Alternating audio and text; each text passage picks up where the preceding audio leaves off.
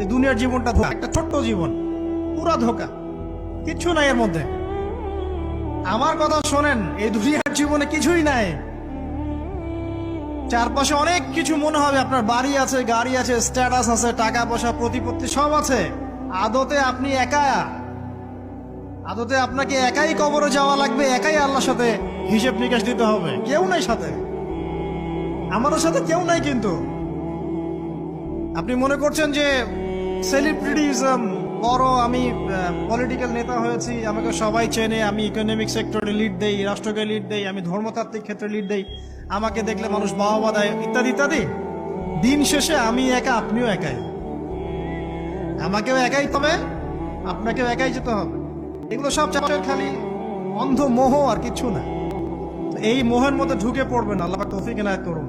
নবী সাল্লাল্লাহু আলাইহি ওয়াসাল্লাম বারবার বলতেন, আল্লাহুম্মা আউযু বিকা মিন ফিতনাতিদ দুনিয়া, বলতেন না, হে আল্লাহ, আমি এই দুনিয়ার ফিতনা থেকে তোমার কাছে আশ্রয় প্রার্থনা করছি। ওয়া ইন্নী আউযু বিকা মিন ফিতনাতিন নিসা, আমি মহিলাদের ফিতনা থেকেও আশ্রয় প্রার্থনা করছি।